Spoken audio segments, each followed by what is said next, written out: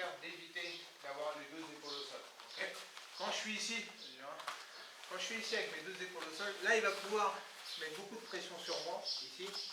Et à partir de là, je vais pouvoir m'en sortir que par des comptes, on va dire. C'est-à-dire que là, il va falloir souvent que je ponte, ici, pour soit le renverser directement, soit pour générer de l'espace.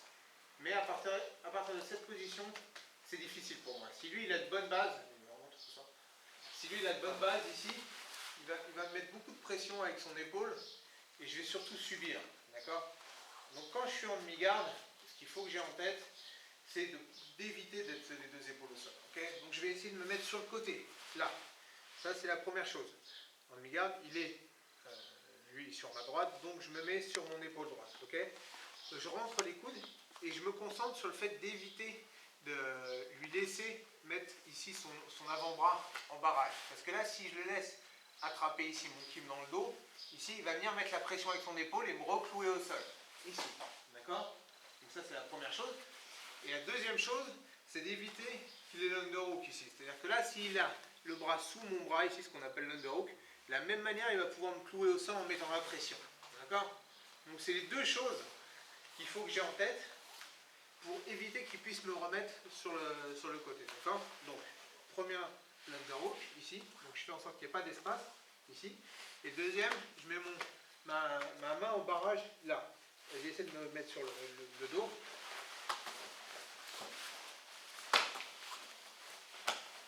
Là, je suis tranquille, d'accord?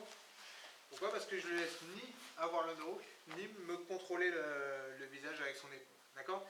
Ça, c'est la base, okay, que vous devez avoir en tête, d'accord? À partir de laquelle il faut travailler. Ensuite, demi-garde, il faut comprendre qu'il y a beaucoup de types de demi-garde, d'accord? Il y a demi-garde où je vais être avec la pointe du genou ici, par exemple, ici, où je ferme mes jambes, ok? Demi-garde où je vais carrément avoir les jambes ouvertes ici, mais je vais mettre une tension là. Demi-garde où je vais avoir ici le pied à ce niveau-là, ok? Demi-garde profonde où je vais être ici et venir me mettre dessous, là, ok? Ça c'est de la demi-garde profonde. Tout ça c'est des variantes différentes de la demi-garde, d'accord? La demi-garde elle est définie juste par le fait que j'ai une de ces jambes maintenue entre les mains, d'accord? Donc là c'est à vous de voir ce que vous voulez travailler. Ce qu'il faut garder en tête, je dirais peu importe les techniques que vous connaissez, les types de demi-garde, c'est vraiment d'éviter de laisser s'installer, d'accord? Donc, je suis ici, là, ici, je me mets sur le côté, je ferme mes coudes, ok? Et si jamais il commence à rentrer l'underhook, ici, je m'aide de mon genou pour revenir ici, d'accord? Là, ok? Donc, je ne le laisse plus revenir, là j'essaie de fermer, s'il revient, hop, il revient, ouais, je ne le laisse pas me clouer, j'accepte pas qu'il ait l'underhook et que j'accepte pas qu'il ait ce bras là. Si je suis là, ça va commencer à être, comme je dis, un travail qui va être en contre. Et là, je vais être obligé de ponter pour essayer de le renverser ou alors de régénérer de l'espace. C'est-à-dire que comme il ne va pas vouloir se renverser, il va poser sa main et je vais régénérer, d'accord, de l'espace. Donc, on va commencer par ça. Supposons que j'arrive dans la pire des situations. Ici. Il a réussi parce que soit il a réussi lui à venir mettre l'underhook, soit j'étais au-dessus, il a renversé, peu importe, il y a un moment où je me retrouve dans cette position. Ce que je vais faire, c'est, comme je dis, générer de l'espace. Donc, j'ai mon bras droit ici, je viens rentrer mon coude ici devant sa ceinture, ok, là. Le deuxième bras, je vais venir même passer devant son visage et venir attraper son épaule, ici, vous voyez. Je suis là, je passe devant et j'attrape son épaule. Okay. Vous voyez mes jambes, je fais en sorte d'avoir le triangle fermé là, d'accord? C'est important. Okay.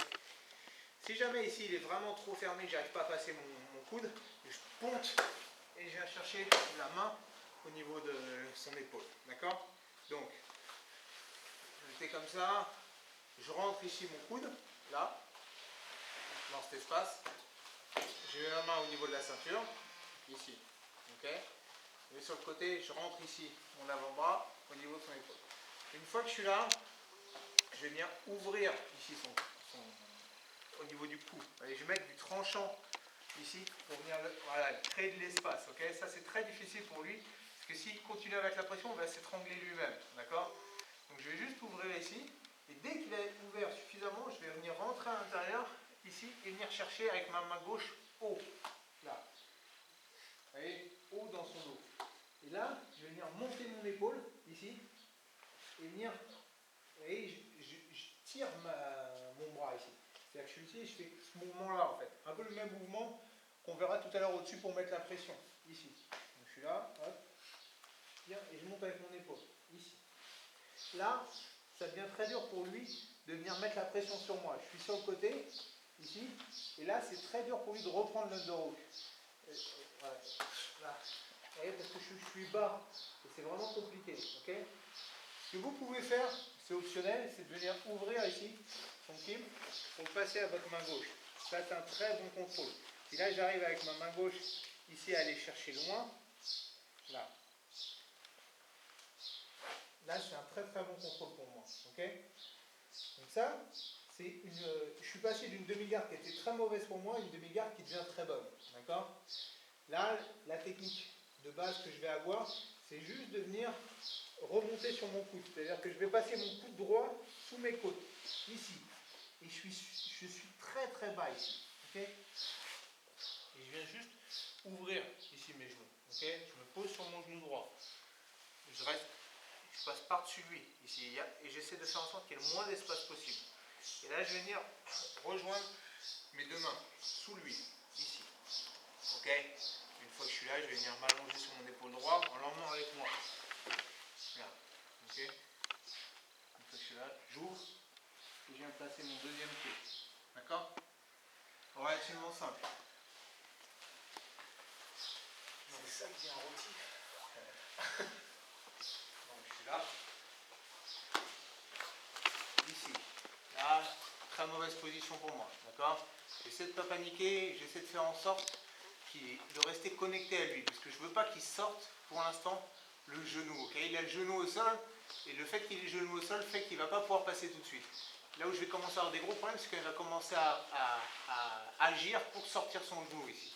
Pour l'instant, la position est très inconfortable. Mais je ne suis pas trop en panique tant qu'il n'a pas commencé à travailler à sortir son genou de mes jambes. D'accord. Donc, je suis là, ici. Je vais venir rentrer mon coude. Ok.